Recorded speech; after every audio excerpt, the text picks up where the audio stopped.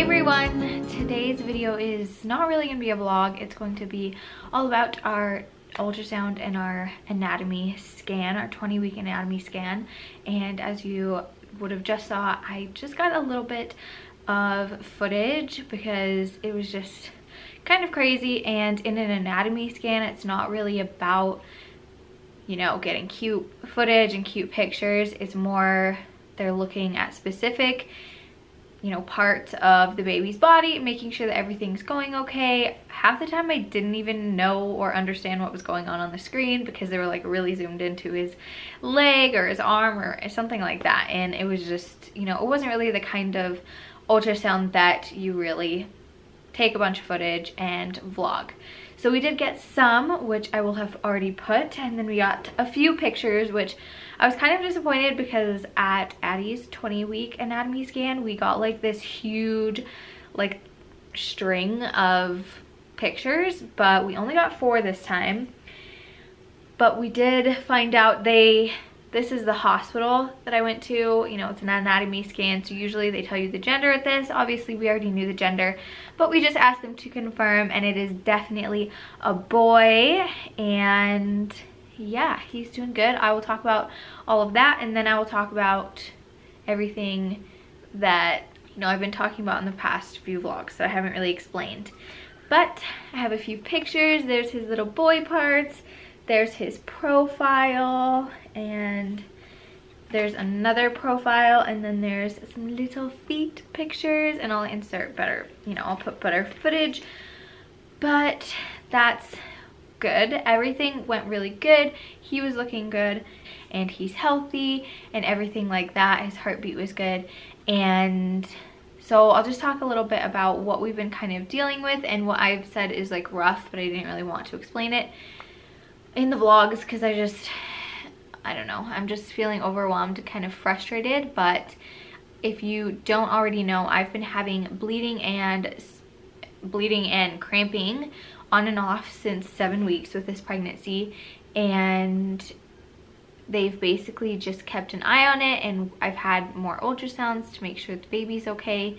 And so far, you know, when you're in your first trimester, it's pretty common, and so they just kept telling me, you know, it'll go away, it's probably fine, this is common. And now that we're entering, I mean, I'm 20 weeks, I'm definitely not in my first trimester anymore. They kind of were just getting a little bit more concerned. And in my last pregnancy, I had something called uterine irritability, which you can research on your own, but she had another name for it, I can't remember, but it's basically where you have real contractions, like real labor contractions, not Braxton Hicks, but they don't change your cervix. So I guess they're not real, but they feel like real labor contractions that don't change your cervix. And so they are really intense. They get faster. Braxton Hicks don't.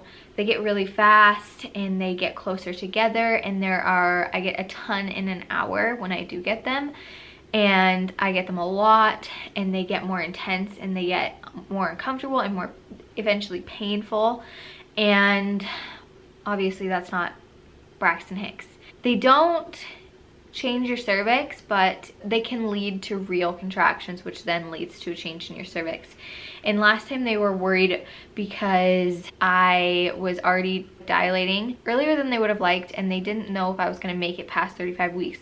They said that they would be really surprised if I did, and I ended up thankfully making it to 39 weeks, and Addie was born full term and healthy. She was really, really cozy and comfy in there. But this time it has, with the bleeding and the cramping, and now with the contractions, it's just kind of like all overwhelming me. And I don't know how to explain it. It's just, we're just gonna have to take it as we go. But my stomach literally, it gets sore, because if it's not, you know, most of the time it's either cramping or it's contracting, it's having my contractions, and that just makes me so sore. My stomach just, it constantly feels like it's working out, and it's not fun. And then I just feel like weak in my stomach area, if that makes sense. Like, it's just like, whoa. That's what we're dealing with. I'm not too worried about it right now. He's doing really good. He's really healthy and I can feel him kick. He is the strongest baby ever, but it's just, I'm not too worried about it right now. It's just like worrying about how long he is going to be in there. I want him to be full term. I know that last time I started getting really antsy towards the end and saying, you know, I'm done with this, but I really, really want to make it to 40 weeks if possible, at least, you know, 39, which is full term, or 37, which is early for full term. But we'll see what happens. I'm looking forward to my appointment to talk to her. One thing that I forgot to mention was that in my ultrasound, my doctor ordered a special cervical length check. And so they did that transvaginally because apparently that's like the most accurate way. And they didn't tell me any of those results and I still haven't gotten that back. I don't know if I'm gonna have to wait till Monday to get that, but I might. And then we'll kind of go from there. I honestly don't think that it's anything like that. I don't think that it's changing my cervix yet. I'm only 20 weeks. That would be really bad.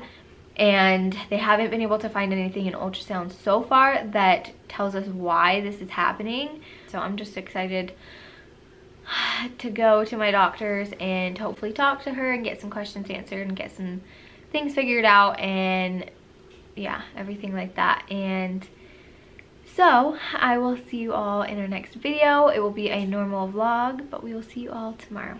Bye.